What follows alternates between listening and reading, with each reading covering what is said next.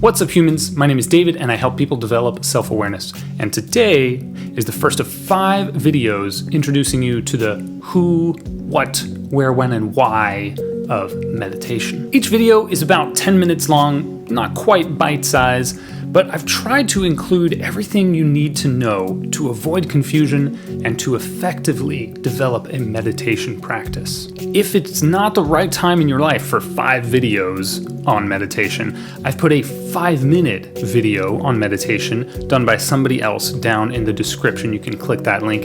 It is excellent. You should check it out one way or another. But whether you're a skeptic or you're ready to dive headfirst into meditation, I hope that this series is helpful to you. Meditation is one of the most powerful tools for developing self-awareness and self-compassion, and I think everybody should learn how.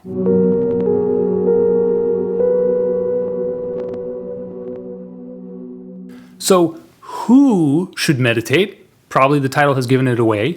You should meditate, and you should think of meditation as a skill that you can develop. But friends, when I chat with people about meditation, you wouldn't believe the percentage of people who discount themselves or in some way excuse themselves from meditation. And the reasons are all over the board.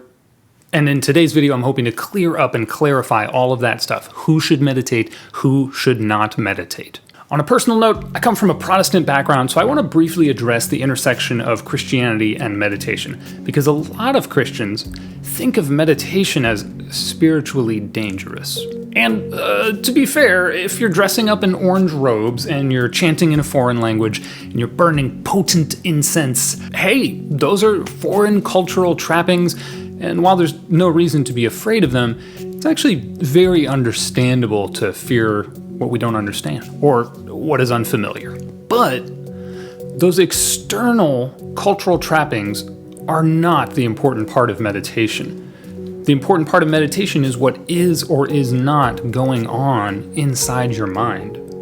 The mind that God gave you, and indeed gave all of us humans. To be more precise, meditation is only concerned with your faculty of attention. So if the word meditation bothers you for any reason, you just feel free to replace it with attention practice and think of this practice as getting more familiar with your attention. There is nothing magical or bizarre about meditation.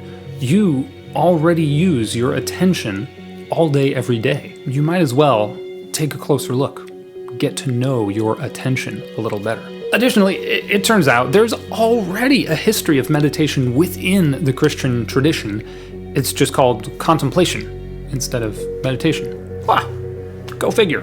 Listen, I don't care what you call it. I don't care if you wear robes or not. As far as I'm concerned, meditation is the best way to get to know your mind, which can allow you to love yourself better, which can allow you to love others better. Although I'll be totally honest with you, I am so down for those robes. I love robes. So now, let's get to it. Who should meditate? Well, obviously, Christians, if you want to love your neighbor more. But am I really claiming that literally everyone should learn to meditate? Okay, actually, no, technically not. There are some legitimate exceptions.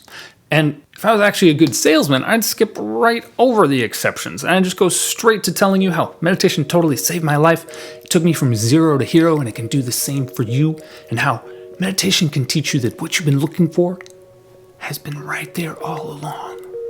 Now, even though that last one was actually technically true, I'm not going to start off this video series with a sales pitch. Today is sort of the opposite of a sales pitch. The first thing that I want to say for everyone is that meditation is no walk in the park. It is difficult, it's often boring and confusing, and pretty much all of us fear slowing down enough to be truly present to ourselves. And frankly, very few people actually let you know up front about the potential challenges and potential downsides to meditation. Now, it should go without saying that I think the benefits far outweigh the costs of meditation.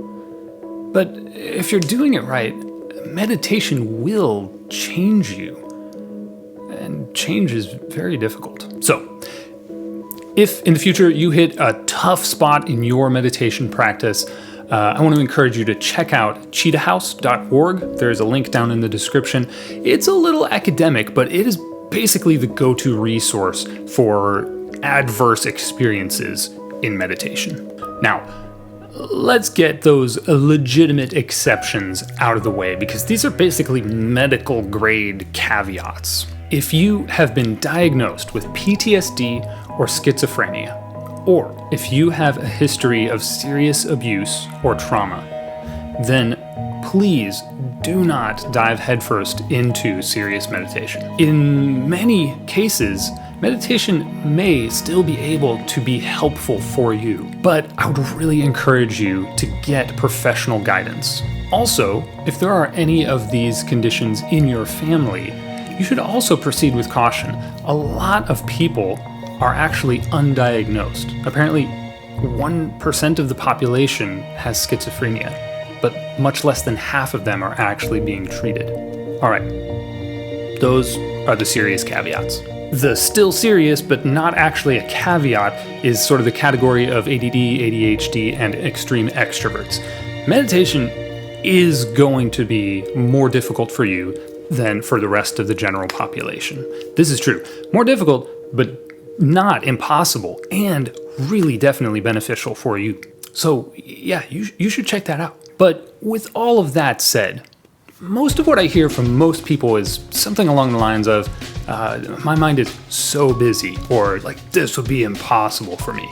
But trust me, it is so difficult for everybody. You are not alone, you are not an exception, unless you're an exception, which I just covered. Most of what's going on here is that meditation is uncomfortable, but it is not impossible. Another common misunderstanding that is also often going on is that people imagine that in meditation you just stop thinking, and so they're very frustrated and confused when they can't stop thinking, because no, you won't stop thinking. But this is sort of akin to saying that swimming isn't for you because you're not good enough for the Olympics. Like, you can have a lot of fun swimming and never care about the Olympics, you know? You can also learn enough to swim so that when you fall in the water, you don't drown.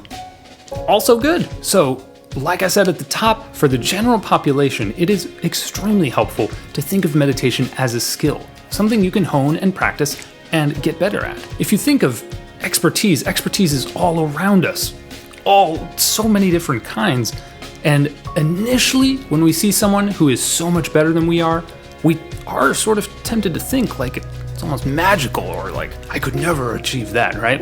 Maybe think of a musician who is blowing your mind, you know? But on the other hand, think of a doctor.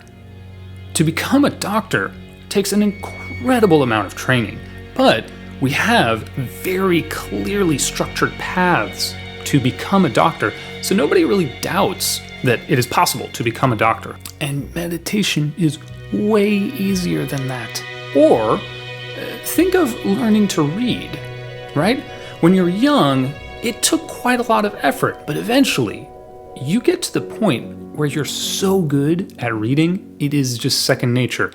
You can't help but decode those letters and symbols, and they just become meaning in your mind almost instantaneously. But back in the day, lots of people doubted that everybody could learn to read and write. In fact, some people even said it would be dangerous, and that reading and writing should be reserved for certain kinds of people. But eventually, we all sort of learned more about it, we woke up, and we realized that literacy would just be a general human culture upgrade across the board. And now, almost everybody in the developed countries learns to read and write.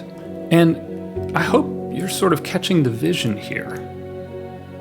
What if everyone at a young age was handed the tools to know their mind, develop emotional literacy, and actually maintain a higher level of self-compassion, self-understanding, and love for others? Meditation is a skill, and basically everyone should learn to meditate. Now, I get it. change is difficult. All the more so when it feels foreign or out of reach, or it makes us feel vulnerable, all of which are certainly true about meditation. So that's what these videos are about. I want to explain and normalize meditation. So the next one is the literal how of meditation. You're going to learn to meditate. How exciting. Alrighty, my friends, I hope that was helpful. Make sure to watch all 5 videos to get a solid basic understanding of the practice. Meditation can be confusing, so come back to these videos as a resource when you are unsure in your practice. And then, of course, any questions you have, please feel free to put them down in the comments below and I will get you answers. Or at least I'll try. If you did find this helpful or interesting, and if you think that this is important work, here is how you can help. First of all, like this video, subscribe to this channel, and also share this video with the people that you care about. And seriously, it really does help, and it's gonna take you less than a minute. Please go do those 3 things. And on top of that, if you really want to help out, I would encourage you to consider seriously supporting me on Patreon. My goal is to make this my full-time job so that I can help more people more better. And with that said, know your mind, love your life.